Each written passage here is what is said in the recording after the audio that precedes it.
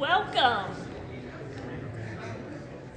Welcome to the first in our series of historical lectures and programs celebrating America's 250th birthday with the theme, America, We're All Part of the Story. And this first presentation, we are delighted to have Clyde Housel here. And there's going to be at least one a month for over the summer and fall, so I hope you'll join us for future ones. Of course, we are very proud of our local history department, our Pennsylvania room. We're proud of the resources, both those that are under our roof and the increasing collection, which are now online, and we'll be happy to just ask if you're interested in local history, and we can point you to how to access those resources if you're not familiar with them. But I'd like to welcome you again, and I hope you will visit us in the library sometime soon. And it's wonderful to celebrate our nation's 250th anniversary. And now I'll present our archivist, Jennifer Hurl, who is the local history department leader, our Pennsylvania room leader. Again, as Terry said, She's done a lot of work on these projects. Thank you everyone for showing up. I expected a decent crowd. That's why we didn't have it in the library. Anyone who's been in our library knows. I mean, even if we cleared out half the shelves, it'd be a challenge to fit all these people in the library. So we do thank Zion Lutheran Church, which is where I attend, for hosting us. And how many people here grew up in Somerset County? Raise a show of hands. The majority. And how many of you have maybe a father, a grandfather, a brother, an uncle, someone in your family history who worked in the mines? Worked in the mines. Most of us do, right? If you dig into your family history and you grew up around here, you're probably going to find an ancestor who was a miner.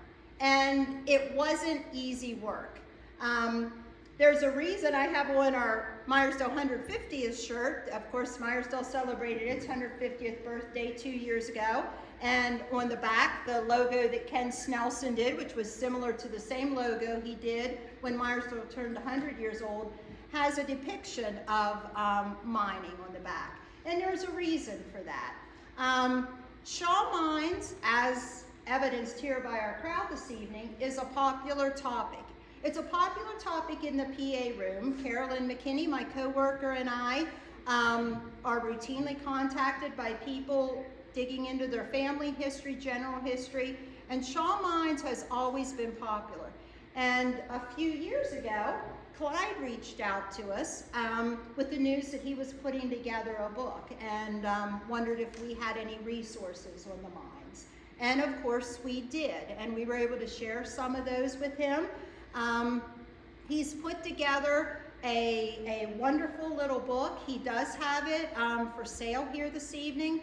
It's $15, and not only has Clyde and his wife Terry graciously driven up from, it's Lovettsville, right? Lovettsville, Virginia. They made the trip up today to present this program. They brought refreshments. There are refreshments in our room next door. If anyone needs the restrooms, there are restrooms. If you go out this door and around this way, right over here, there's a hallway with men's and women's restrooms in them. But they brought refreshments, and Clyde brought his book. For anyone who's interested, he'll sign it for you. And they are graciously donating tonight's proceeds to the library. So we really extend our appreciation. It takes effort. It takes effort to write a book. It takes effort to put together these programs, and we really appreciate it. Terry did mention we have an upcoming speaker series through October. Keep an eye on Got News, the library's newsletter. Keep an eye on our Facebook page. Come see us at the library and we can fill you in and keep you updated on the programs. Our next one is going to be delivered here again on June 11th. Richard Shockey, who also now lives in Virginia but is a native of Meyersdale, is going to be presenting a program on his Revolutionary War ancestor, Christian Shockey, and his time in Elklick and Greenville townships. But you'll have a chance to talk to Clyde and take a look at his book after the program. And before he gets into his program, I'll just tell you a little bit about Clyde. This is from his bio in his book, The Ghosts of Shaw Mines. Clyde Franklin Housel was born March 8, 1947 in Shaw Mines near Meyersdale. He served in the United States Marine Corps and is a Vietnam veteran, having served from 1968 through 1970. Clyde holds a Bachelor of Science degree in cartographic science from the George Washington University and is a graduate of the Defense Systems Management College with Level 3 certifications in both systems planning, research, development, and engineering, and in program management. He worked for the National Imagery and Mapping Agency, now the National Geospatial Intelligence Agency, and he tells an interesting story at the end of his book about how he ventured away from Meyersdale along with his friends and ended up spending the rest of his career in DC. Most parents these days wouldn't let their kids venture off like kids ventured off back then. He worked for the mapping agency as a cartographer, a systems engineer, and systems manager, retiring after 35 years of federal service. From 2002 to 2005, he was employed as a consultant by Booz Allen Hamilton.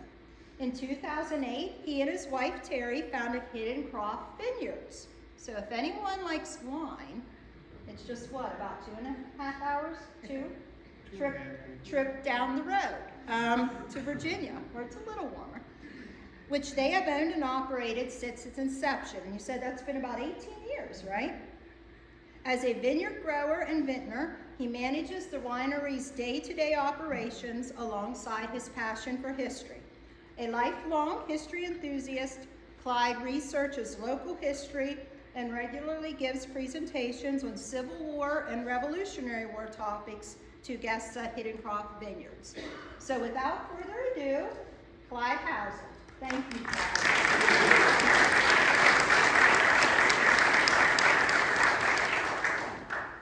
Thank Jennifer for the wonderful introduction and for arranging these beautiful facilities. So thank you, Jennifer. You're welcome. Welcome, crowd, big crowd. I'm honored to see so many people here. I hope that tonight will be both informative and entertaining.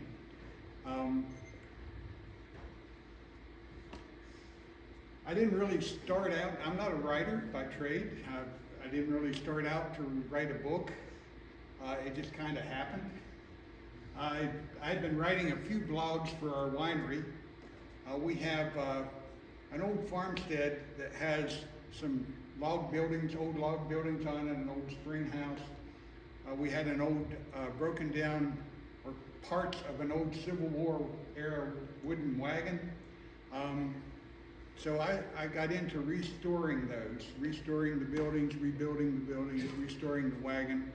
And after I did that, I decided I should document the process and do some blog posts for our website. So I did that.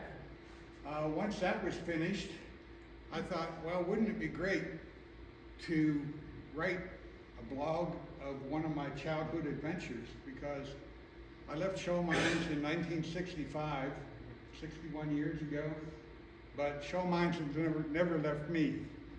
I think about it often, and I started thinking, when I was in these log buildings, I started thinking about the potbelly coal stove we had in our living room in Shaw Mines, and how I would sit there in a cold winter day reading Outdoor Life or Field and Stream magazine, and there was a column in the magazine. It was always appeared on the inside back cover, and it was written by a guy by the name of Patrick McManus. and he wrote in the style of sort of an Appalachian Mark Twain, very humorous stories, and he would have one story in each monthly issue. I really like that style of writing, so there are a couple of stories that I wrote for the Ghost of Shaw Mines about my childhood adventures, which I wrote in that style. I knew when I decided to write a story of my childhood that I was going to need some pictures, especially of the coke ovens or maybe some of the houses in Shaw Mines. So I started looking through our old family albums, which is now on the cloud.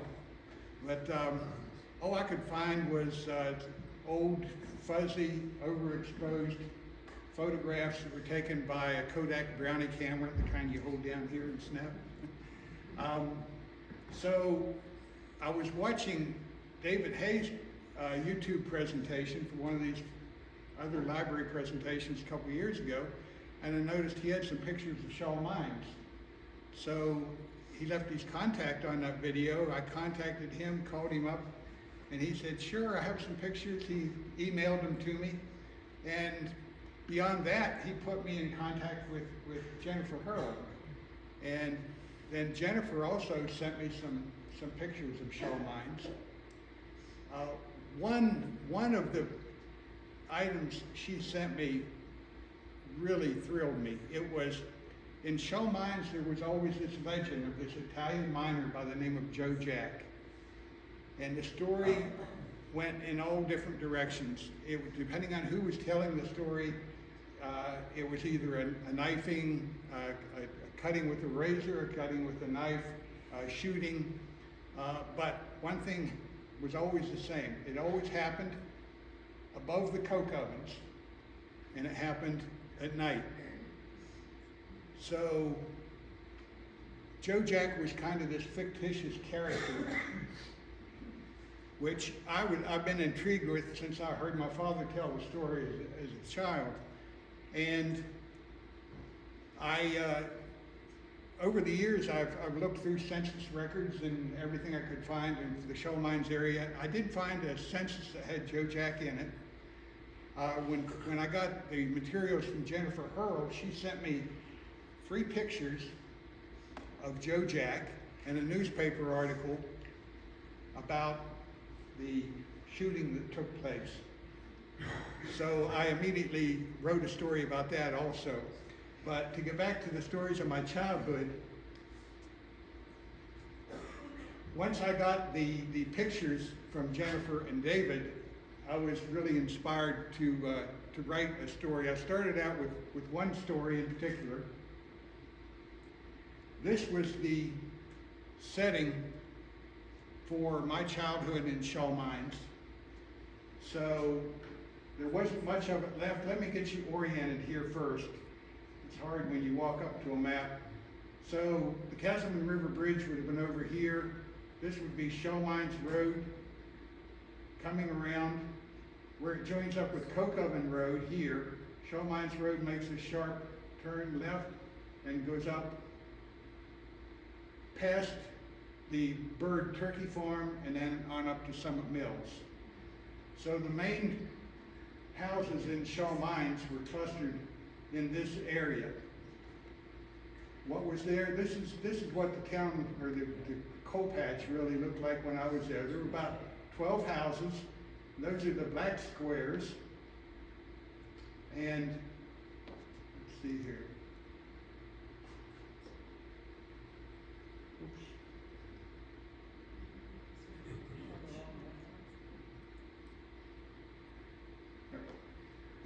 The black squares are were the occupied houses. These open squares were remnants or pieces of foundations, usually maybe just a cornerstone or a couple of cornerstones, that indicated to me as a child, as I was playing in the area, that there was a house or some sort of building there. I had no idea. My town was 12 houses. There was also a barn right here. This turned out to be the barn where they stabled the mining ponies and mules to pull the coal cars out of the mines. In my day, there was also a powerhouse, and beside the powerhouse was a coal tipple, and this was a B&O railroad spur that actually extended beyond this area, which I'll show you later. There was Shaw Run, was the drainage out of the mines that still continues today and deposits sulfur-laden water into the Castleman River. There were many attempts to seal the mines, actually 3 attempts, but they haven't been completely successful. If you look at a Google Maps image, satellite image, you'll see that the water turns orange right where Shaw Creek runs into the Castleman, especially during dry weather. There were also two powder magazines. These powder magazines, there was one here and one up along Coke Oven Road, and that's where they stored their dynamite and blasting powder. Went during the early 1900s mining, from like the late 1800s to 1930. There were a one row, maybe 12 or 15 remnants of beehive coke ovens that remained, which I played in as a child. There was a large slate tailing that we climbed. Nobody could ever climb the whole way up. It was just too steep, and the slate was too slippery. There were some wooded areas, and there were mining holes. Mostly, this was Luigi Testa's house right here, and across from his house, there were mining holes in the fields, and the caution every time we went out to play to pick berries or to travel across the fields or woods, my mother would say, "Watch out for the mining holes." And we did. I'll show you later how we watched out for them.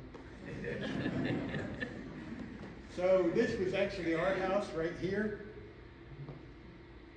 And well, let me try to tell you who lived in these houses, because I know you're going to be interested in that. I'm going to take a minute and try to remember who lived in each one of these houses. During my lifetime, at least from 1947, or as soon as I was old enough to realize who was living there, to 1965 when I left. So in this house was Johnny Vina. He was one of the original 1900 miners in Shaw Mines. This house was originally Tom Robertson, his wife Sevilla, his son James, who was a Korean War veteran, his son Thomas Jr., everybody knew him as Junior or Red, and his stepson, Earl Lowry. Earl was crippled with polio when he was a child, and he walked with 2 canes. How he ever managed, I don't know. His legs were totally paralyzed, but he walked. He had a strong upper body. Then there was Pete Housel. That was my family, lived here. In this corner house, it went through several different people. All these were duplex houses, by the way. So there were 2 families living in this. In the side closest to us was Carmen Rillo. He was one of the Sicilian original miners of 1900. And in the other side, as early as I can remember, was John Vina's oldest son, John, and then his other son, James, in later years, and then Jim Robertson lived in there in the after he got married in the early 60s. In this house was Lloyd Dunmeyer, and he occupied the entire house, and then later years it was the Chrissy family. In the next house, there was a duplex. These were all duplexes, but there were 2 families living in that. Steve Manquelli, and on the other side was Edward or Ned Houston and his family. In the next house, there was a driveway came through here. And this next house was Dave Houston, Ned's brother, and his sister, Mary. On the other side of the duplex was John Bittner and his family. On the next house, on one side of the duplex was Mrs. Gasprin, who we call Gas Spring. Her son, Louis Gaspring, and Jiggs Gaspring. Did you ever know Jiggs' full name, David? I think I have it at home, but on the moment I can't think of it. Okay, we all knew these people by their nicknames. Was it Jasper? I don't know. Jiggs was in the Army for 20 years, and he came back in probably 63, 64. He came back to Shaw Mines and lived in that house. And he lived there a long time, according to Dave. Dave saw him there one day in more recent years. Let's see. Petro Aini, another Italian miner, lived in one side of this house. I don't know who lived in the other in early years. In later years, 1964, 65, Rory Vina, Paul Lindeman lived in that one side, and Rory Vina lived in the other. Rory was another son of John Vina, one of the original miners. I think Frank Houston lived in this house. This house was Angelo Pavanel with his sons. The only Pavanel living there was the youngest son, Carl Pavanel, and his mother. But raised in that house were like 7 sons, 6 or 7 sons. One of them was Nick Pavanel, who was a coal miner there, along with Angelo, and also Guido Pavanel, who actually drew a map of Shaw Mines, which is in the Ghost of Shaw Mines book, provided to me by Jennifer.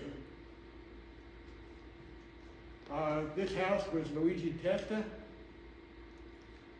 and he actually, I found out in my research that he actually had a boarding house in like 1910. In 1922, he boarded some miners. He boarded Johnny Vina in 1910 in his house. Johnny ended up marrying one of his relatives, a Testa. Amazing what you find when you open up newspapers.com. And then in the last house was another Houston. This was James Houston's house. So that was pretty much my playground as a child, and my inspiration for writing all the childhood stories. One of those stories involved a boy from Romania, George Walter Slayton. He just passed away a few months ago. One day we were playing by the coke ovens, and George noticed that the heavy steel door that usually secured the powder magazine that was just across the road from the coke ovens, that the hinges had rusted off of it. It always had a big heavy padlock on it, and we were always interested in what might be in there. Well, the hinges had rusted off of it and the door was ajar, so George goes over and he looks in and he shouts out to me, I'm still over at the coke ovens, look what I found. So I go over there and look in the door, and my eyes adjusted to the dark. I see a box on the floor with about 20 sticks of dynamite wrapped in old brown paper, just oozing with nitroglycerin. Before I could say boo, George picks the box up, put it in the basket of his bicycle, and goes riding down the bumpy Shaw Mines Road and Coke Oven Road to Romania. He came back about a week later and he said, it's still good. So that's one of the stories I wrote. I also combined that with my first winemaking adventure. I took a quart jar of sweetened peaches and stashed it in the dark coke ovens and came back a couple weeks later to drink my wine. That didn't turn out well. Another story I recalled from my childhood. As I wrote these stories, I remembered more and more and more. We'd sit at the breakfast table and I'd tell Terry, hey, this happened as a kid. She said, why don't you write it? So I would go off to the computer and spend the next 6 or 8 hours typing out a story. But this, my father we would always have a few beef cattle. And the way he got his beef cattle, when the dairy farmers' calves were fresh, if they had a bull calf, the dairy farmers didn't want them. So he would get, usually from the Kretschmann farm. Is Bill Kretschmann here? He was supposed to come. He isn't feeling well tonight. He really wanted to come. Okay, well, Bill Kretschmann's father sold a red calf to my father, and the only way we had to get him home was in my dad's 1947 Fraser. So Dad put a tarp down on the floor and picked this calf up and set it in there, and I'd sit in the back seat with it. I depicted it on standing on the seat. It wasn't really standing on the seat, but it makes for a better story. This calf I named Joe. Before we ever got it home, we were out we didn't even make it out to our usual stopping place on 219 at Danny's Market to get my ice cream sandwich. Every time we went by Danny's, I had to stop and get an ice cream sandwich. I had named the bull calf Joe. The electric chair, I'm not going to tell you about that. I'm going to let you read the book and that's another combined 2 stories. Both of them involve the Marsdale. The mining holes. So watch out for the mining holes. Yeah, we watched out for them. Pete and I, my brother, we would crawl up to these mining holes and we'd drop a rock or a pebble in and listen for it to hit the water. Some of them were pretty deep. We count to 1003, 1004 before we heard the kerplunk. We had no idea how deep they were or what it looked like under the ground. I'll show you that later. Another day, George Slayton and I were walking above the hill of Romania, back above the Keystone mines, and we come across this family of skunks, mother skunks with 6 little ones. And we thought it would be a good idea to catch one of the babies as a pet. That was a smelly adventure. Another day, a feral cat took up residence underneath our house. Now these duplex houses in Shaw Mines had a crawl space. It was usually 3 to 4 feet high. And our house had one small, about 6 by 6 air vent in the foundation. And this cat went in there, under there, and had a litter of kittens. Well, as soon as we saw the kittens in there, we decided we wanted to catch one. So I made a homemade box trap. And I baited it. I don't remember what I baited it with, but it must have been pretty enticing to the cats because I caught 2 kittens. So I take the box of kittens and I go up to our front porch, which was a raised porch, and I call Pete out of the house. Pete comes out and he says, oh, they're just little kittens, and he reaches in. And that was it. That cat latched onto him. I don't know who let go first. In the meantime, the other cat escaped in all the ruckus, so we didn't get our kitten either. I guess the moral of the story is feral kittens don't make good pets either. A lot of animal stories here. Carl Pavanel, we knew him as Carly Pavanel. He was probably, I don't know, 10, 12 years older than me. He liked wild animals too. He caught 2 baby raccoons, and he had kept those as pets, but he had them with a dog collar on them and a chain, and he had them attached to a wire in his front yard, and they would run back and forth. But raccoons are escape artists. They're very dexterous with their paws, and they could slip out of those collars. So one morning I heard this chattering on our side porch, which was screened in, and I walked out there, and these raccoons had wrecked the porch, and they were out there just raising a ruckus. So I wrote a story about that and how Carl came back and retrieved his pets. One winter, Pete and I decided, my brother Pete, decided we were going to build the fastest, steepest, longest sled rating course in Shaw Mines. So we went to the top of the hill behind our house, and I'm going to use a newspaper image now that turned out to be very fortuitous for this briefing. In 1964, a group of dignitaries came out to Shaw Mines to inspect the sulfur drainage in Shaw Creek. And as I was looking at that picture in the paper, I noticed in the background, that's our house. And behind our house is the hill where our sled riding course started. So we walked up this hill, about a foot of snow on the ground, and we initiated our course there. We got about halfway down the hill, and there was a barbed wire fence across the field, 3 strands of barbed wire. So we took the bottom 2, and we wrapped them around the top, so that we could duck and we could go under that barbed wire fence. We came down a little further, through an area we called the barnyard, and there was also another barbed wire fence, and we had a narrow gate. The gate down to our house, it was just wide enough, you could probably had an inch clearance on either side to get the handlebars of your sled through. So then the course continued down, came down across our sidewalk. Ignore the guys standing there in the foreground. They weren't in it. They weren't in the picture then.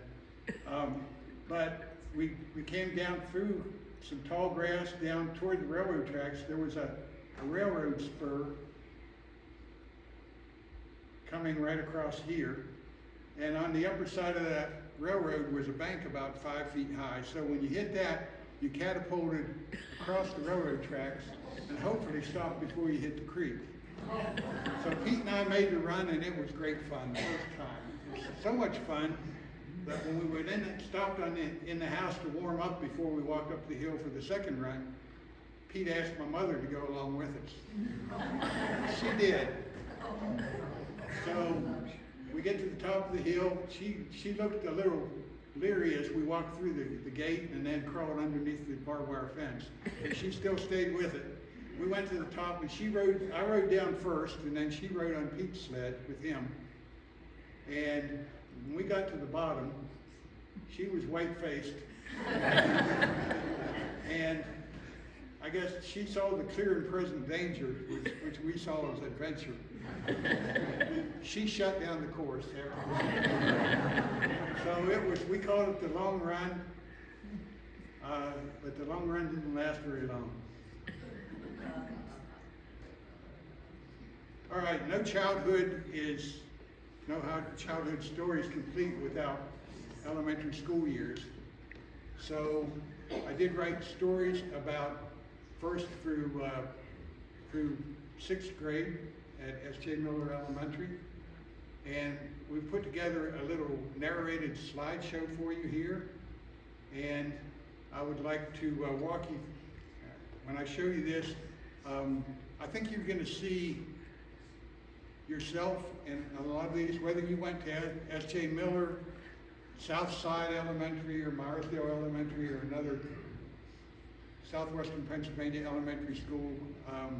We had a lot in common. I think you're going to see a lot of yourself in some of these. So if you give me a minute to get this started. I'll see.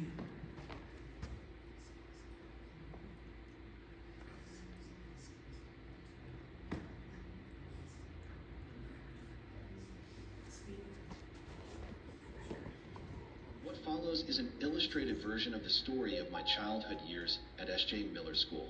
This Magic Lantern show is based on one of the many vignettes that appear in the Ghosts of Shaw Mines. The S.J. Miller School was a two-story, four-room wooden structure that, to an aspiring first grader, Give me a looked like a second to get towering, this haunted house, complete speaker with a on. bell tower. Following in the footsteps of 7 older siblings, I had been thoroughly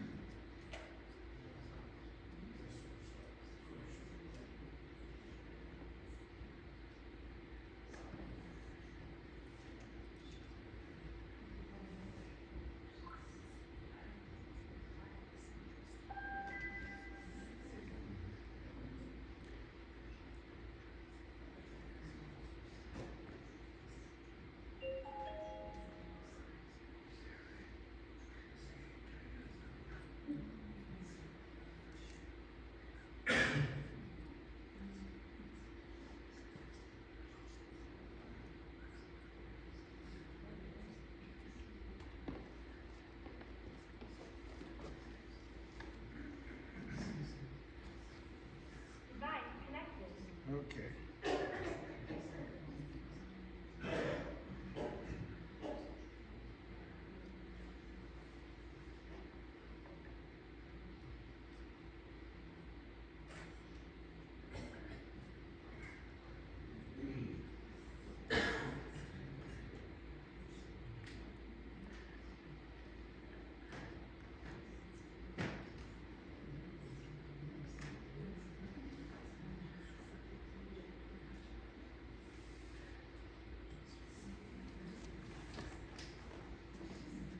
follows is an illustrated version of the story of my childhood years at S.J. Miller School.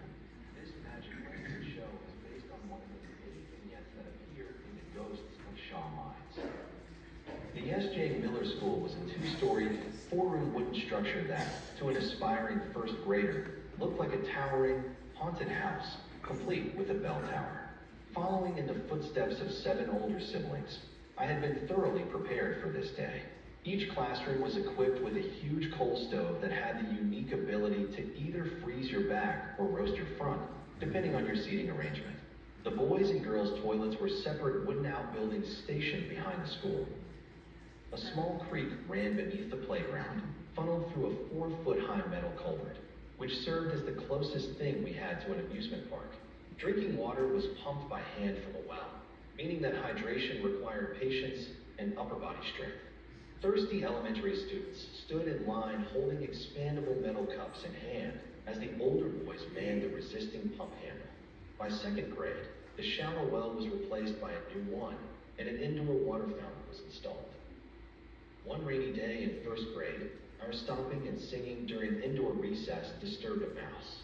It shot out from beneath the wooden floor in a panic and scrambled up Norman Yoder's pant leg and onto his shirt.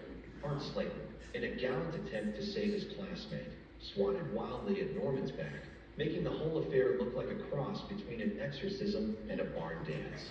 Order, however, was quickly restored when the mouse escaped back down his hole and the teacher retook control. Another time, our teacher, Miss Bear, in reaction to a misbehaving class, retrieved a large wooden paddle from a blackboard tray. Immediately, we transformed into a class of angels. By second grade, I was under the watchful eye of Mrs. McKenzie, a soft-spoken grandmotherly type who all the students loved.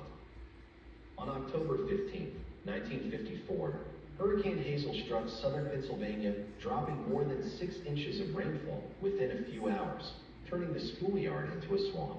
The culvert beneath the schoolyard overflowed, sending a tidal wave through the vicinity of the outhouses.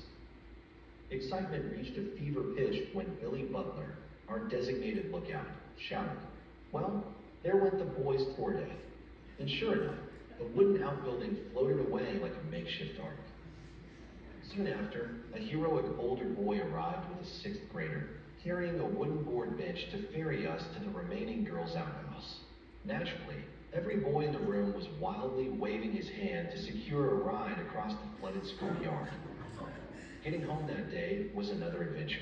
The bus couldn't cross the old truss bridge over the Castleman River, so we were piled into the back of a truck and dropped on the other side to find our own way home. My friend JoJo and I splashed through ditches, waded through floodwaters, and walked the rails of the old railroad spur to finally arrive home. Our third grade teacher, Miss Herring, had an uncanny ability to make ancient come to life as she read us stories. Tree dwellers, cavemen, and saber-toothed tigers materialized in our third grade minds as we sat at our desks, wide-eyed and wordless. She told us that humans had once swung from tree branches before taking refuge in caves, a notion widely accepted in 1954 and perfectly reasonable to our young years. It made sense that people would gradually descend from trees and then crawl into caves for warmth and safety. She also explained that the first cooked meal in human history came courtesy of a forest fire. According to Miss Herring, some long ago caveman stumbled upon a roasted squirrel in the ashes of a burned out forest, took a bite, and decided right then and there that hot meals were the future. From that point on, humanity's fate was sealed. No more raw roots and berries. Now it was all about fire and flavor. As a third grader, we believed her completely. To her credit, that was the evolution theory at the time. But now I realize the real lesson may have been one of critical thinking. Her stories were entertaining, but the true highlight of third grade was the fire escape, a 3-foot wide metal tube extending from the second floor to the ground. During fire drills, a designated third grade boy would open the hatch and slide down, sitting on newspapers to clear out bird droppings. This was followed by a procession of third and fourth grade students shooting out of the bottom like happy cannonballs. At recess, the fire escape doubled as a sliding board, provided one was willing to risk getting scraped up by the rivets on the climb back up. Another honor bestowed upon third grade boys was the chore of emptying the ash pan and carrying in buckets of coal to fuel the huge stoves, not only in the third grade classroom, but also for the first and second grade stoves. Since this chore was often performed during class time, there was never a lack of volunteers for the task, particularly among those hoping to spark some kind of prehistoric adventure of their own. Fourth grade was presided over by the much-feared Miss Miller. She wielded both an iron will and an uncanny ability to being a misbehaving student with a chalkboard eraser from across the room. She had taught most of my older siblings, so I was already thoroughly versed on her no-nonsense teaching style. The grand bell rope, hanging from the belfry just outside her door, was a coveted privilege. Every boy who got to ring it attempted to sneak a ride as the giant bell lifted the rope upward, an act that if detected was always met with swift justice. Fifth grade was supposed to be my year with a male teacher, Mr. Walker, a man from our church who I knew to be a likable enough fellow. Imagine my horror when I learned that the fifth grade was to be split into 2 classes and that I was again assigned to Miss Miller. That year, our greatest non-academic accomplishment was constructing a 40-foot long fort along the school's chain-link fence using twine, wooden pegs, and straw we harvested from an adjacent farmer's field. Recess and lunch breaks became a full-scale construction project as we completed the lean-to fort, and to our amazement, no teacher ever stopped us. Perhaps project-based learning had taken early root in our schoolyard, and our teachers recognized that real-world problem-solving also provided learning opportunities. Finally, in 6th grade, I had Mr. Walker. We were in a newer brick building with the modern luxury of indoor restrooms. Outside stood the great flagpole, a test of courage for any self-respecting boy. In summer, it was for climbing. In winter, it was for testing the limits of one's tongue against frozen metal, a lesson learned quickly and painfully. One memorable moment came during class time when one girl, questioned about missing homework, replied, "The baby ate it." Mr. Walker, suppressing a grin, admitted he had heard the dog excuse before, but never this one. Conveniently located just outside of the S.J. Miller schoolyard was Rilla Nicholson's store. This store had stood at the intersection of State Route 219 and Shaw Mines Road for many years, having been passed down to Rilla by her father. It was a small country store which carried a few household necessities, but most important to a grade school student, it sold candy. Rilla lived in the back of the store. A bell on the door announced the arrival of a customer summoning her to the front counter. The glass enclosed counter displayed the newspaper, kitchen items, 22 long rifle ammunition, and all manner of candy. There were nickel nips, Tootsie Rolls, atomic fireballs, and bazooka bubblegum with the all-important baseball card. Every lunch period during warmer weather, a cavalcade of older students would supplement their lunch pail with a treat from Nicholson's store. And so, there is a time for all seasons. As 6th grade ended, so did my time at S.J. Miller. Myersdale Area High School was built, and I began 7th grade there. It was a modern institution complete with electric heat, an athletic field, gymnasium, and a cafeteria. But for those of us who spent our formative years at S.J. Miller, the memories of sliding down fire escapes, floating outhouses, dodging erasers, and rescuing Norman Yoder from a rogue mouse would remain forever. Bring back any memories? Paul Signs, where are you? Remember any of that? Yeah. You mentioned nothing about Harry Fisher. Harry Fisher? Yeah, Harry Fisher. More or less the janitor. Harry Fisher. Yeah, what He about it? he was a janitor. Oh, was he? Yeah. I don't ever remember seeing the janitor there. So he was a tall, Worked all 5 hours, kids. yeah, Are you related to him? he's my great uncle. Is that right?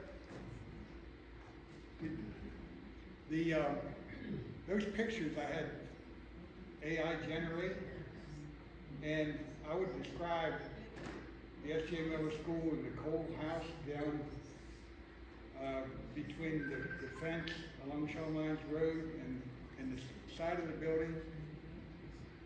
It read my mind. I mean, the picture, I couldn't produce a photograph that would be more accurate than my memory of the way that looked.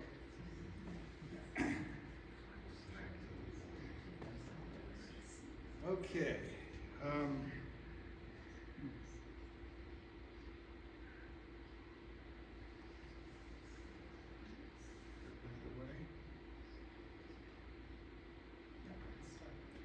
All right.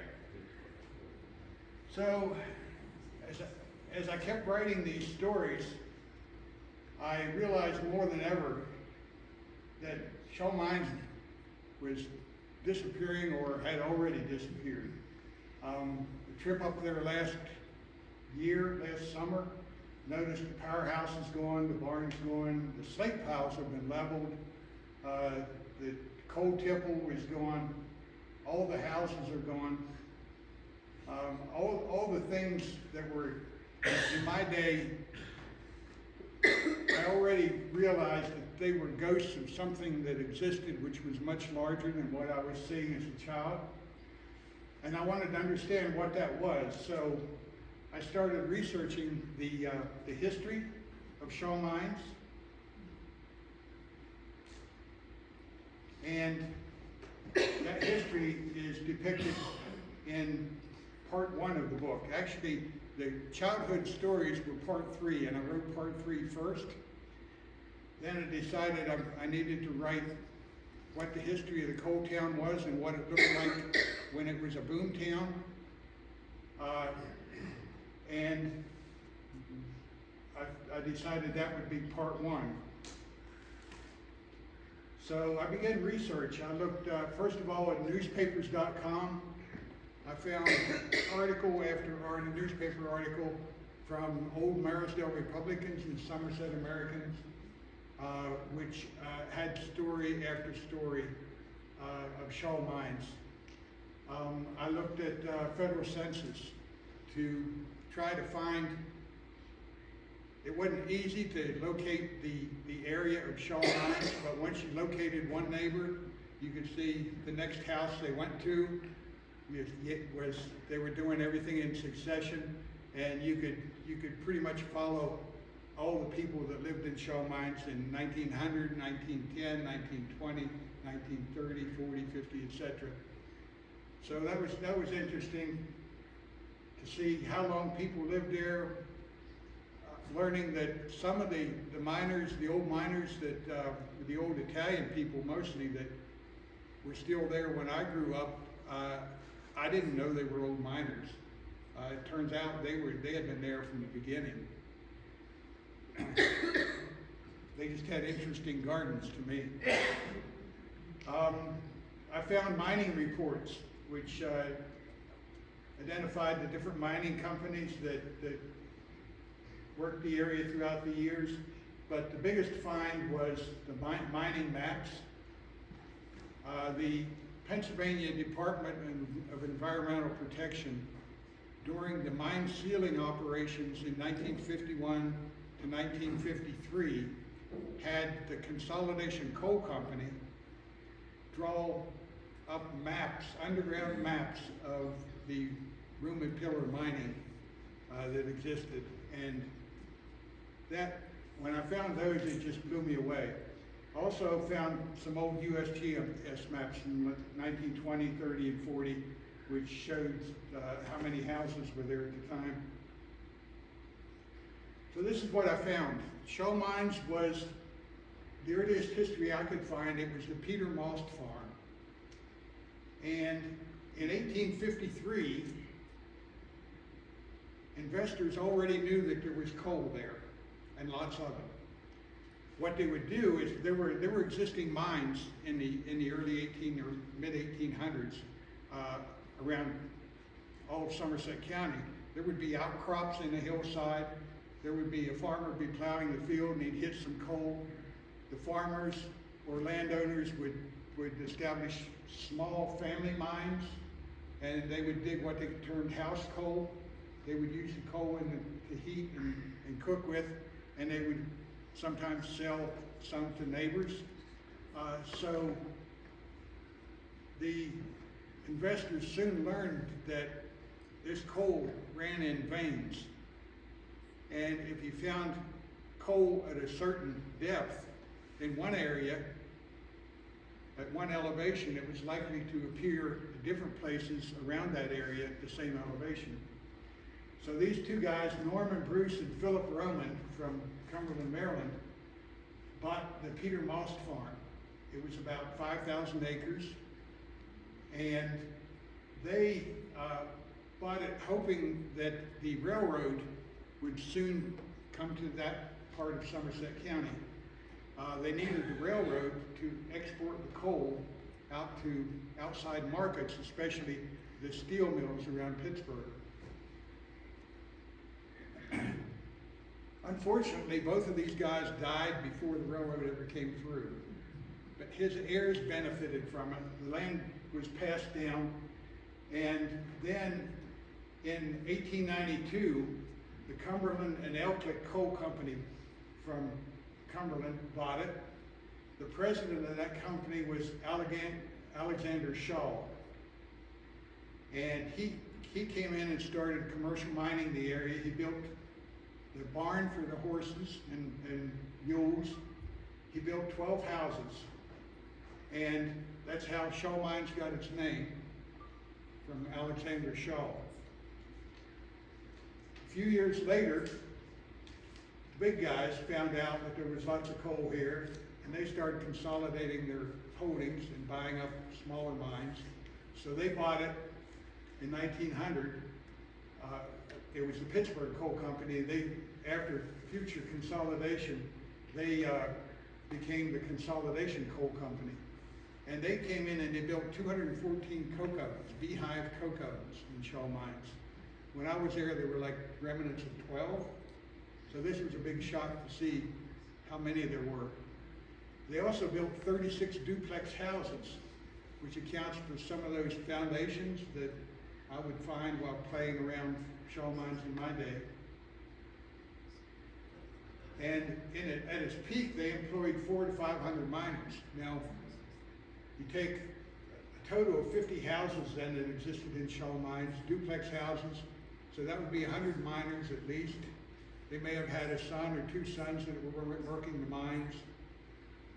So there's probably no more than 150 or so of those miners actually lived in Shaw Mines. The rest of them lived in Maresdale and surrounding areas. There was a big community of miners in South Side, Maresdale. They could simply walk down the railroad track. The Vim area, and Romania area, a lot of the miners lived there, and they would walk to work at shell mines. The Consolidation Coal Company mined it until the winter of 1928. They sold it, and the Jenkins Coal Company, the president of that was William Jenkins, Bill Jenkins. He bought it, and immediately he re-employed 25 miners that were already living in the company houses. And a lot of those are names. Those are the Pavanels, the Venas, the Houstons. If you look at the 1930 census, it's easy to see who's identified as a coal miner and living in shell mines. You can actually find all of these 25 names.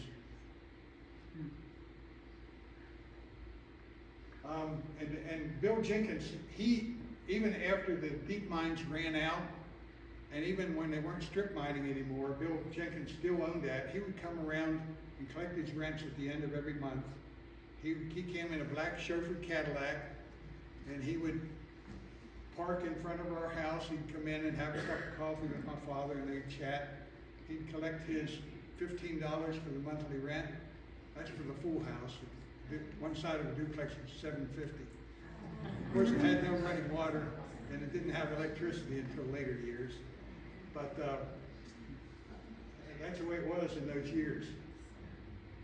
And I think he died probably in 1965, 66, around that time frame. But when I left in 1965, he was still renting out the houses.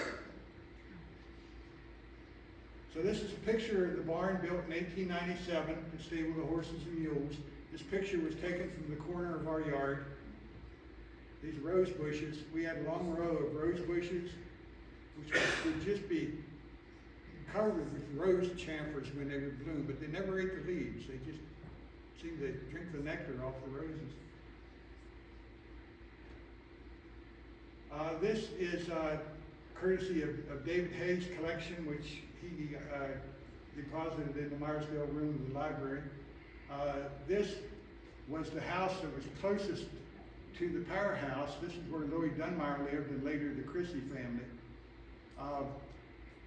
I'm guessing that since this house looks different than all the rest, and it's about the same age, it was probably built for the firemen for the powerhouse. Because the powerhouse, the electricity was generated by a steam engine that ran the generator. The steam engine ran off of coal, and there was a well right beside the powerhouse where they drew the water. So there would have to be a fireman on duty at all time, and they usually had the fireman living right beside the powerhouse. This is an AI-generated picture of, I took one house that was still remaining in shell mines, and I know there were 5 houses in a row up Shell Mines Road, 5 duplexes. They were spaced evenly apart, and they all looked identical. So I had ChatGPT regenerate and duplicate each house and depict what that would look like when all the houses were standing. There were also, on our driveway that came off right down here and ran at a 90-degree angle to this, there were 7 houses on one side of the road and 7 on the other. And then all the way at the end of that, there was another set of probably 8 or 10 houses. The rest of them were scattered about the hills around Shell Mines. This was a picture of the powerhouse taken about probably 1952.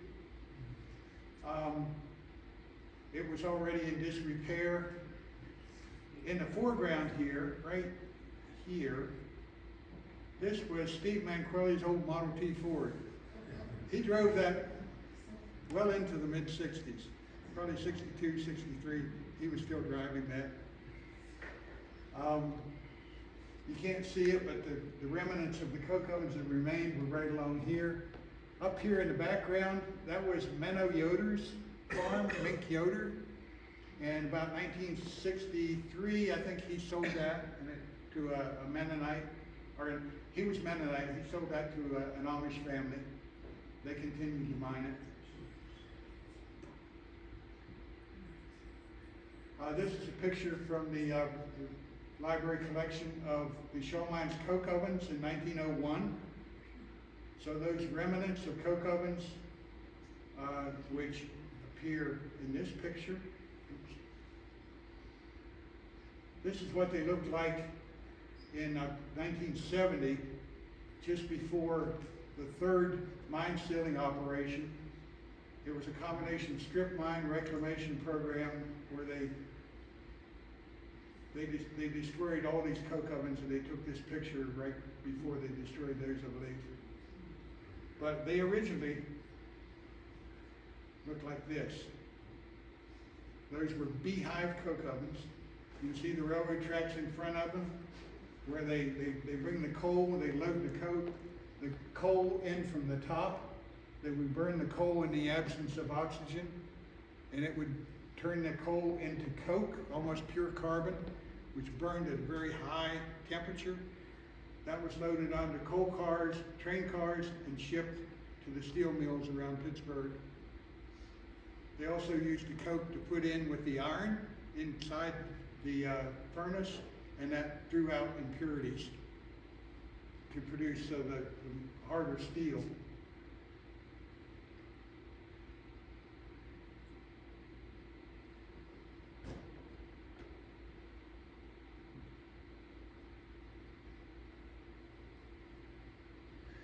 These are two USGS maps, one from 1921 on the right, and on your left is 1939. So it's hard to see, but these are the houses. This is Shoal Mines Road, Coke Ovens Road. Shoal Mines Road extending up here, going up toward the Bird Turkey Farm, and then up to Summit Mills. But it shows accurately the houses that existed along that way. There were 7 here and 7 here. It doesn't show all the houses, because a map of this scale, the convention is, if you showed every building, it would be too cluttered and you just have a mass of black. So they show a representative pattern of houses. So you won't see all 50, but I think I counted like 36 or so in the Shoal Mines area. Then by 1939, you can see that some of the houses, the second row of houses, already disappeared here on what was our driveway. Most of these still existed.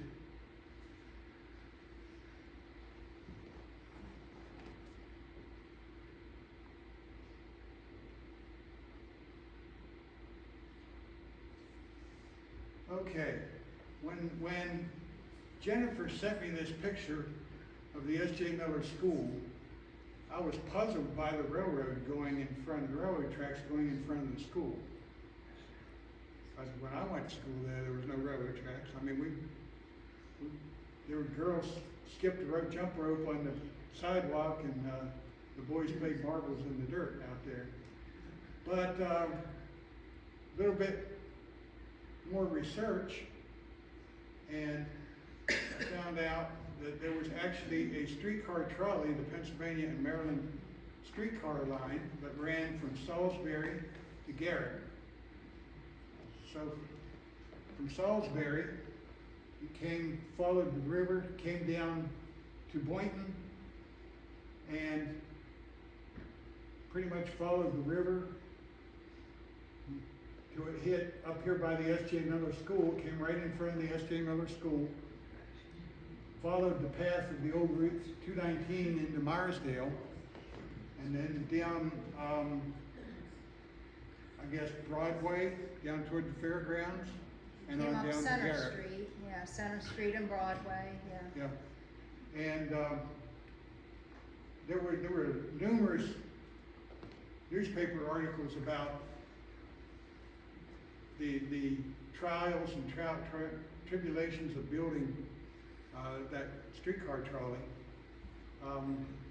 Hopefully I can include that in a future story. I have a short description of this one in the Ghost of Shaw Mines book. What really thrilled me was to find this newspaper article. March 1st of 1925, 5 o'clock last Saturday evening, the new spur of the Pennsylvania-Maryland Street Railway from Vim to Shaw Mines was thrown open to the public, and the appreciation of the people who reside at the mines was expressed in the manner in which the cars were patronized on the first 3 trips. The first car from the mines to Myersdale was carried 109 passengers. It was payday at the mines, and the miners and their families came to Myersdale on business and pleasure then. Unfortunately, the trolley only lasted until 1927, when buses and automobiles took over. So it only ran to Shaw Mines for a scant 2 years.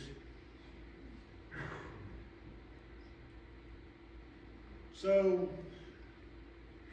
we now know that there was coal in Shaw Mines, and we knew that investors were drawn to Shaw Mines for it, but just how much coal was there? Well, in some of the mining publications, I found a description of the coal seams. In this area, there were 3 distinct coal seams. The deepest one was about 180 to 200 feet, and that was the Pittsburgh seam. It was anywhere from 8 to 12 feet thick. And then above it was the Blue Lick seam, which was kind of scattered at different elevations, much thinner. But above that was the Redstone seam, which was a consistent 4 feet thick. And these were across 5,000 acres. So that's about, what, a square mile. That's what made Shaw Mines such an interesting area for investors.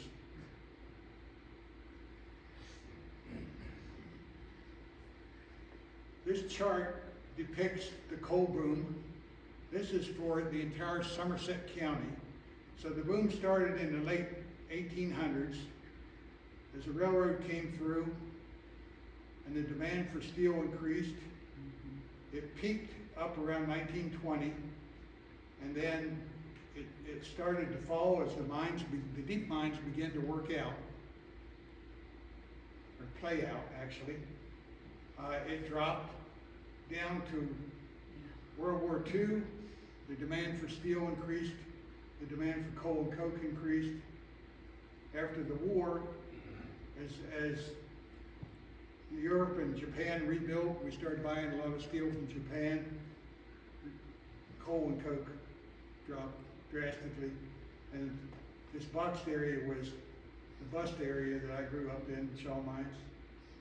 And then when strip mining started up again in earnest, it began to rise again.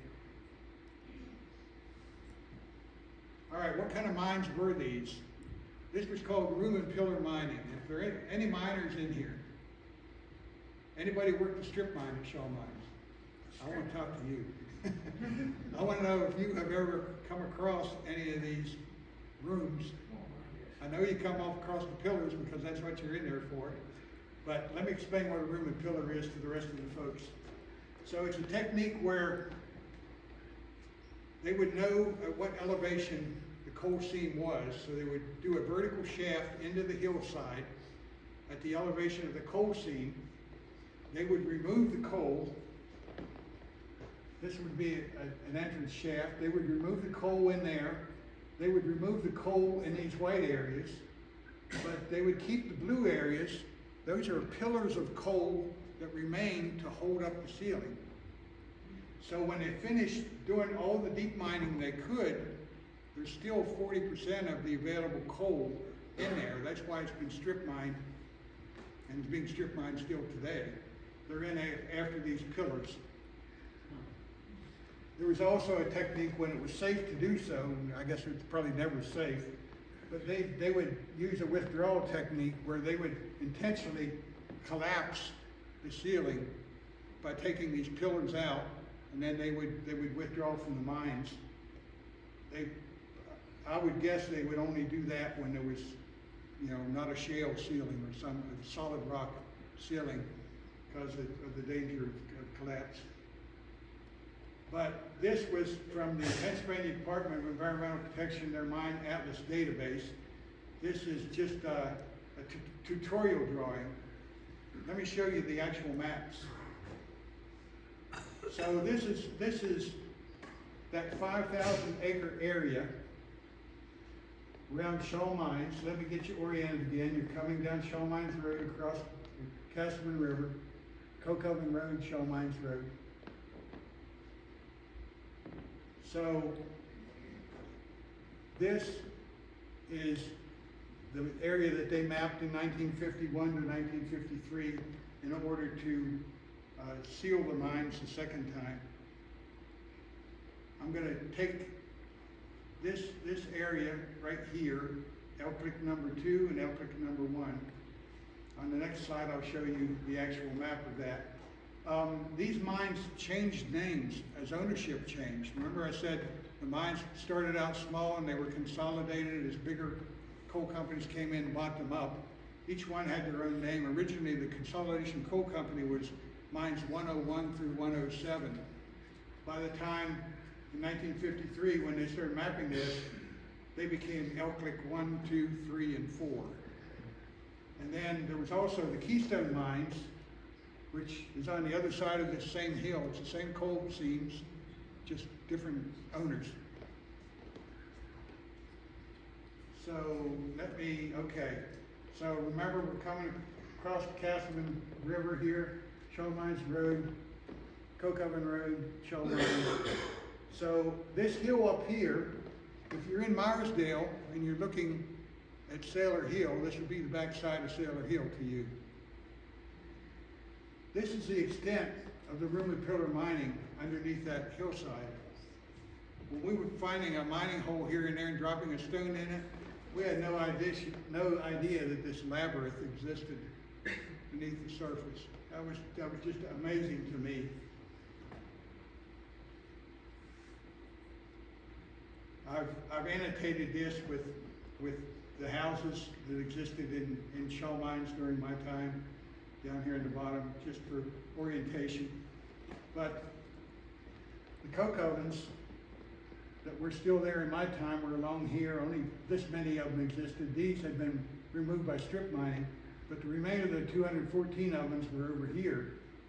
The railroad spur went all the way up there, so they loaded coke and coal, and there were tipples in the area also. So this was Elk Lick number 2 mine. Over here was the old Summit mine. David just brought me a picture of the Ralph Lishy house, which is actually located right below this old Summit mine. If you're standing on the athletic field, football field of the high school, it's across the river and straight up the hillside from there. This is a picture when they reopened the mines in 1951 to 53 to reseal them. This was a picture that was in the Myersdale Republican.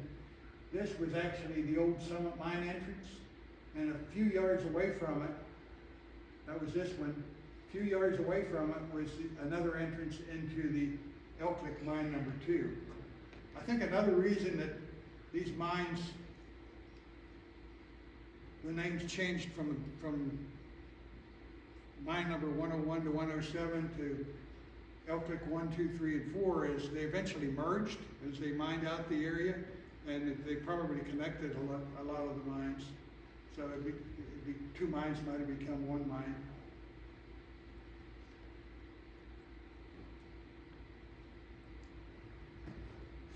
All right, so we just looked at this side of the hill, and you saw a little bit of this side.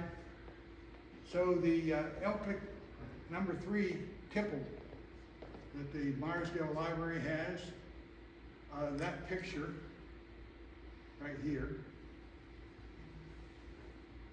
by Clayton Walker,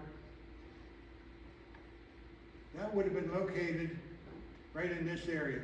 The only place there was a railroad spur where they could load coal and coke onto the coal cars was along this railroad spur.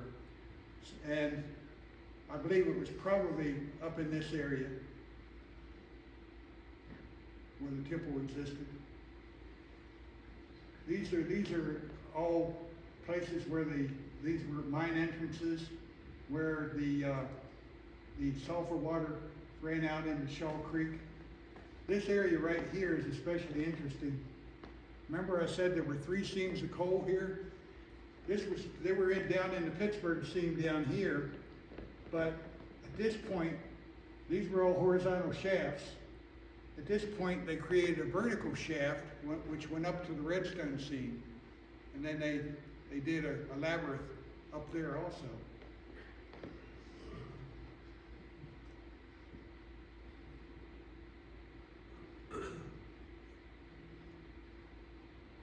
And then that same area extends, if you go up Shaw Mines Road further, to an area where we turned this as the elderberry curve, because there was a large stand of elderberries that grew in that area, and we go up there and pick those every September. Whole neighborhood picked those and sold elderberries. But this was some of the latest area that was strip mined. You might have worked in that area. I know about it. Actually, I think Shaw Mines Road is probably closed up in this part, got it stripped out. But if you've ever, in your digging, encountered any of these caverns that hadn't already collapsed or been stripped before, I would really be interested if there's any artifacts that show the existence of those tunnels.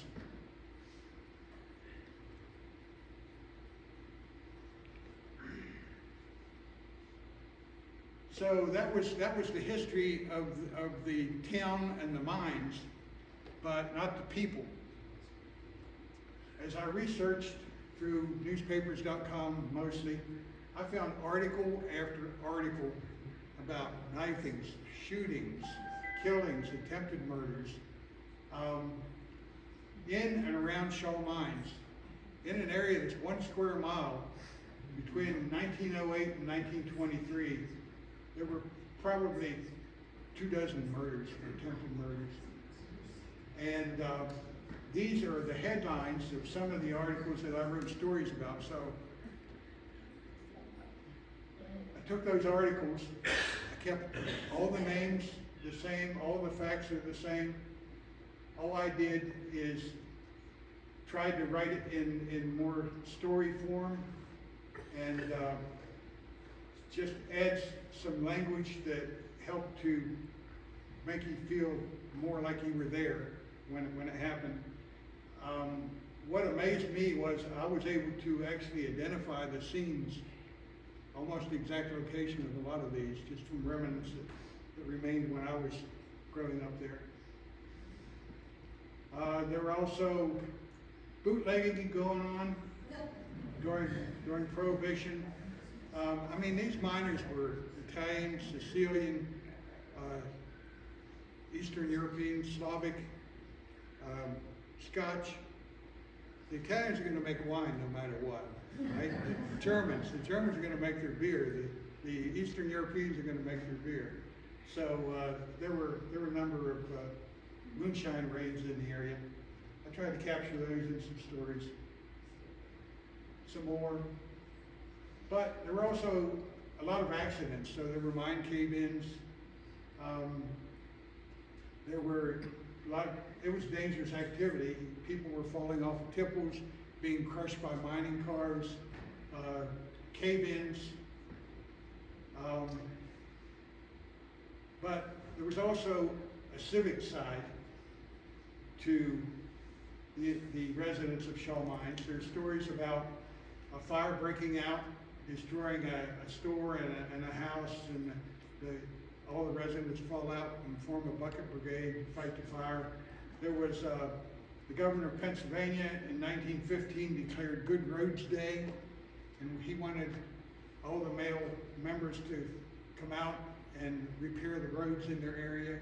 So the Consolidation Coal Company put together a team of miners, gave them the day off work, gave them the equipment, and they went out and repaved with Red Dog and cinders, repaved Shell Mines Road. But there was also a humorous side. So, among all these hard times, humor still existed, and you can see that in some of the newspaper stories that are written. I have one story about the village of Vim. Everybody know where Vim is? Vim, along Route 219 and Shell Mines Road, right at the intersection, probably around the area of Villa Nicholson store down to the bridge across the Castleman River. There were just a few houses, and that was termed the village of Vim. So there is, now we've done, Terry and I have put together a little slideshow in the form of a magic lantern show, which would have been popular in the early 1900s, where they shine the light, you know, through a negative or positive of an image. So we've done that with the PowerPoint show here, and I'd like to show that to you. But I need to turn this on again.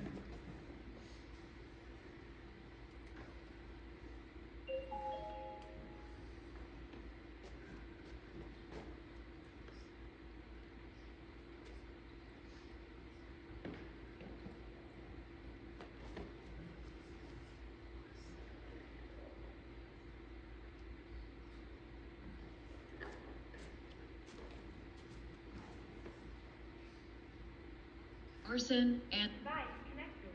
bull and starch. Some stories are so outrageous that they are hard to believe.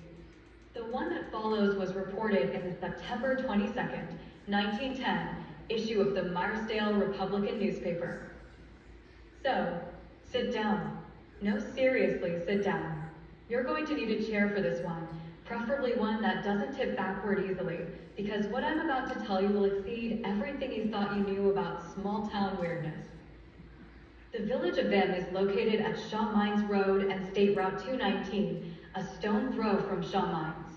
You know that quiet little bend in the road where the biggest excitement of September 1910 was old Aunt Sarah's goose attacking the mailman?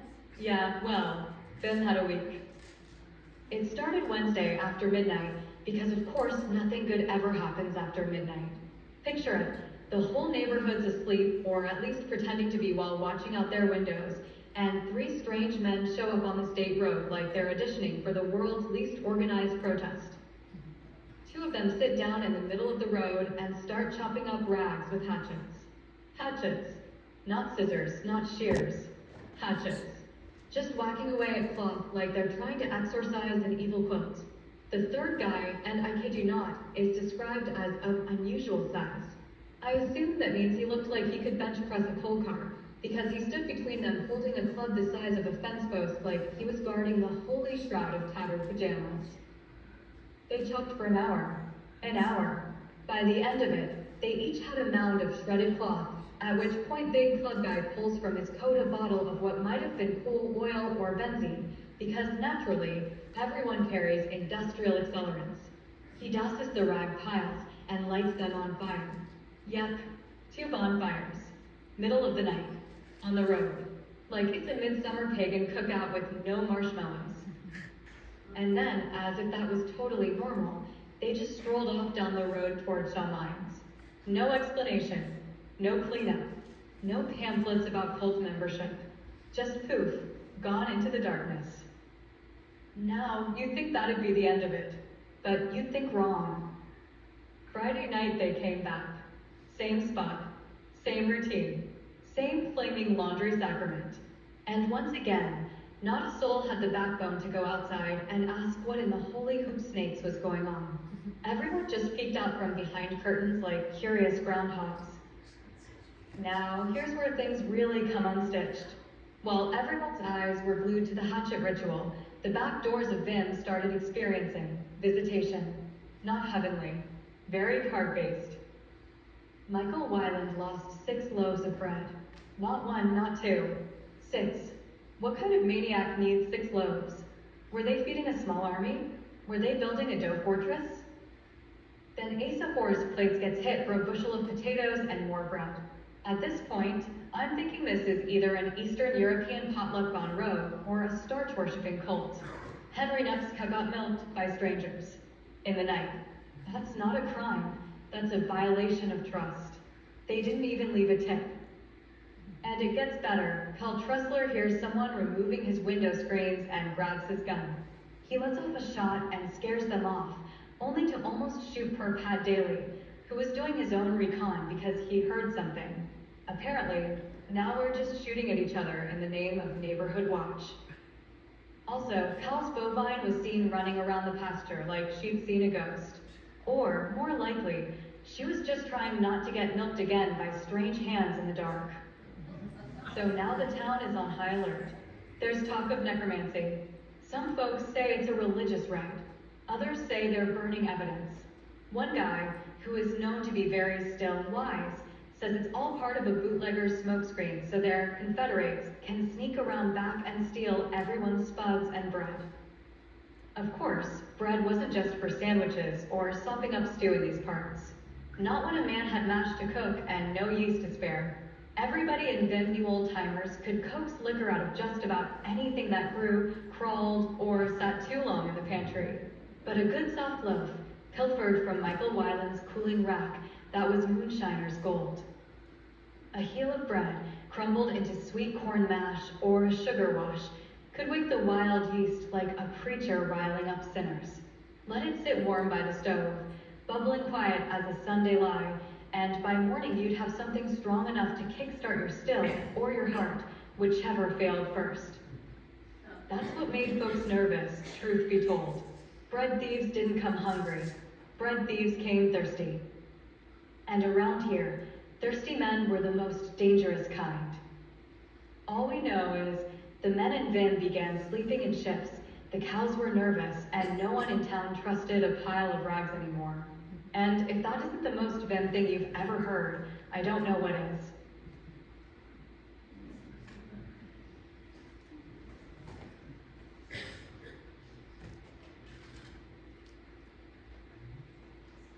So that's an example of newspaper humor in the early 1900s. There was another guy that wrote for the Myersdale Republican, David Cronin from Confluence, and he wrote some very humorous stories also. They're not in the book, but maybe we can capture those in the future. This is, okay, so now I had part 3 I wrote first. That was the stories about my childhood adventures.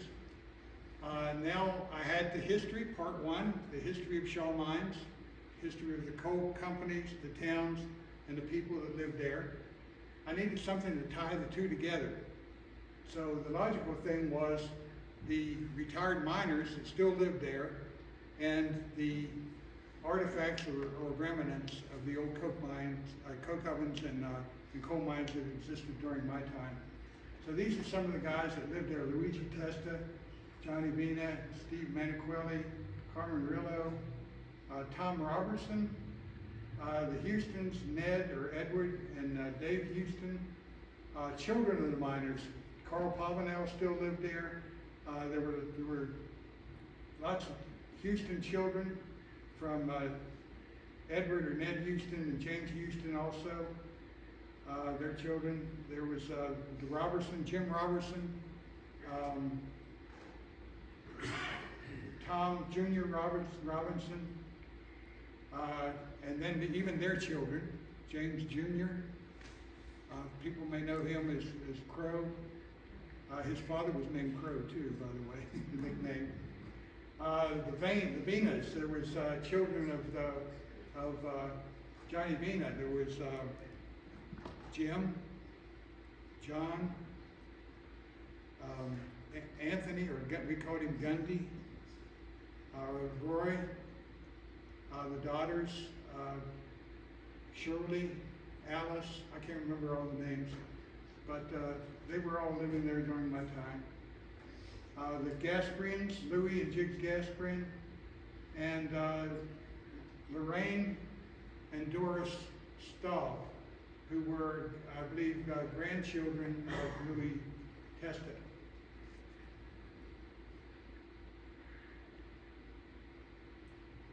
So after writing part 2, then that completed the book. I had parts 1, 2, and 3, and next thing we had to decide was how we were going to get it published. So neither Terry or I knew anything about actually writing a book, editing a book, formatting a book, publishing a book, but we did a lot of research, watched a lot of YouTube videos, and ended up self-publishing on Amazon. All right, remember this, David? This was Jiggs Gasprin's house, that the picture you sent me. I uploaded that to ChatGPT, an artificial intelligence program, and had him to restore it to what it would have looked like when it was new. I believe that was probably the last remaining company house in Shaw Mines, the last one that was torn down. It looks like it's just about falling down. But this is what the 36 houses would have looked like in Shaw Mines on day one. Also found a very interesting story. There was a guy named, I think it was Livingood, lived in Romania, and he was a painter, and he actually got a contract in 1910 to paint all 50 houses in Shaw Mines. They painted the inside of the houses, but at that time they were only, 10, 12 years old. But they painted the inside of all the houses within a year's time frame.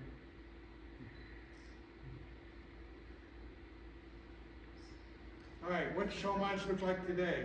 All right, this was our house, where our house stood right here. Shaw Mines Road. The powerhouse would have been over there. These are coal washing ponds. They would settle out the sulfur and dust from the coal that they washed in. I think the coal washing plant's probably down here near Romania and the Catherine River Bridge, where that huge pile of coal is, and that's where they have the tipple they loaded even today onto the rail cars. But any evidence of houses, this is areas which was our lawn, which is actually now growing up as a forest. This was what our yard looked like last year when I went out and took a picture. This is a Norway spruce tree right here that my father planted in the 1950s. He planted that in the corner of our yard, and it's surprisingly survived all the strip mining. It's still there. All right, some of the houses that remain. Luigi Testa's house in the upper part of Shaw Mines still remains. This is a picture taken last year. I believe the reason it remains, that was a privately owned house. It was not built by the companies. The land and the house was obviously owned by the Testas, and the coal companies couldn't touch it. So it's still there today. This was Angelo Pavanel's house. Also a picture taken. Somebody actually lives in that right now. I'm not sure who it is. And then this picture is the same house from David Hayes' collection. This is the same Pavanel house, and then their detached garage some years earlier. This is the way it would have looked during my time in Shaw Mines. So that concludes the presentation. I hope that many of you found yourself in this presentation. I think we all shared a lot of common activities and common places, right, in our childhood. So like Jennifer said, I've got copies of this book. If anybody, a lot of you have already purchased copies based on the peak in sales on Amazon during the last 2 weeks. But if you didn't get a copy and you'd like to purchase a copy, $15, proceeds go to the library. I'd be happy to sign it for you. And like I said, if anybody has any additional information or any comments about what we have here, what we showed here tonight, I'd love to hear it. And we actually, Carrie has a website she's developed. It's called enchantedgreenacres.com. And it's a literary website. We're also posting a lot of stories on that didn't appear in this book. Some are Shawmine's stories. Other are Terry's childhood, my childhood. We try to present them in the same vein as this, some serious, some humorous, and a lot of pictures generated by artificial intelligence. And we can give you some information on, and actually on the inside of cover, we slipped a flyer into each one of the books that might be sold tonight, which will direct you to that website. Right now she's got, what, how many blogs posted on that? About 70. About 70 blogs. We have probably another 100 we've been writing. It was a long winter.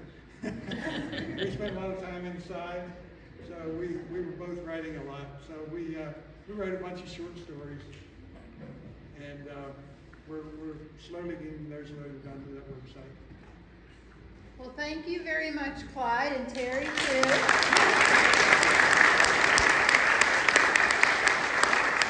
I think we can all agree that was a very informative presentation, better than 99% of the things you're probably going to see on TV this evening. But yes, over in the room next door, Clyde has a table set up for his book sales. And as I mentioned, Clyde and Terry also very graciously provided refreshments. So feel free to join us in the room next door. And thank you all again for coming.